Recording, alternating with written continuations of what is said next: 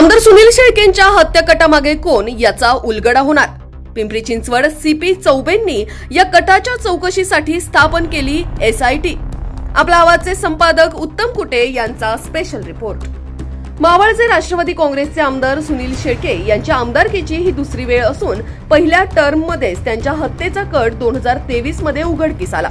त्याबाबत त्यांनी यावर्षी 4 जुलै रोजी विधिमंडळाच्या पावसाळी अधिवेशनात विधानसभेमध्ये गौप्यस्फोट केल्यानंतर मोठी खळबळ उडाली। त्यावर गृहराज्यमंत्री योगेश कदम यांनी एसआयटी नेमण्याचे आश्वासन दिले होते। त्यानुसार पिंपरी चिंचवडचे पोलीस आयुक्त विनय कुमार चौबे यांनी जवळजवळ 3 महिन्यानंतर हे विशेष तपास पथक नुकतेच दिनांक 23 रोजी स्थापन केले।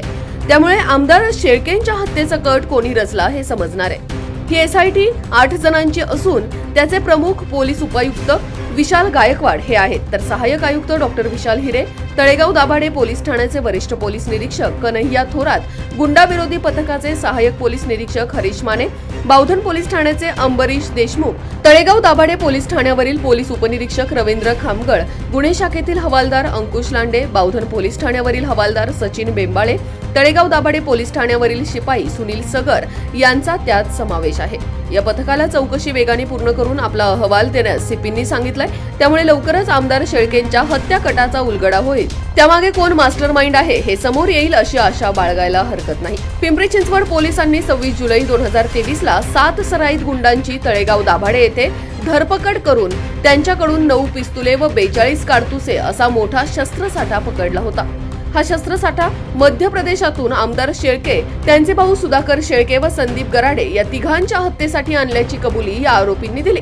त्यावेळी सीपींना आमदार शेळकेंना बोलावून याची कल्पना दिली, तसेच त्यांच्यासह तिघांच्याही सुरक्षेत मोठी वाढ केली। मात्र हा कट पोलिसांनी त्यावेळी जाहीर केला नव्हता। यावर्षी खुद्द आमदार शेळकेंनी विधानसभेत तो उघड करत त्यामागे मोठी शक्ती असल्याचा दावा केला।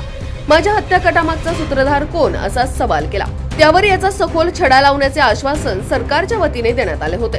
दुसरीकडे जनसेवा विकास समितीचे संस्थापक अध्यक्ष किशोर वारे यांची 12 मे 2023 रोजी तळेगाव दाभाडे येथे गोळ्या झाडून हत्या करण्यात आली होती। या हत्येचा बदला म्हणून शेळके बंधूंच्या खुनाचा कट रचण्यात आल्याची चर्चा हा शस्त्रसाठा व 7 गुंड पकडल्यावर झाली होती। तेच नक्की कारण की दुसरे आणि त्यामागे कोण याचा आता हे विशेष तपास पथक छडा लावणार आहे। दुसरीकडे अपमानाचा बदला म्हणून आवारेंची हत्या माजी नगरसेवक भानू खळदे यांचा मुलगा गौरव याने सुपारी देऊन केल्याचे पोलीस तपासात नंतर समोर आलं होतं। आमदार शेळके यांच्या हत्याकटाचा किशोर आवारे यांच्या हत्येशी काही संबंध असू शकतो की हे त्यांच्या विरोधकांचे कारस्थान असावे व त्यामागे कुठले कारण असावे आणि ते शोधून काढण्यात पोलिसांना यश येईल का, याविषयीची आपली मते तुम्ही आम्हाला कमेंट करून सांगा। धन्यवाद।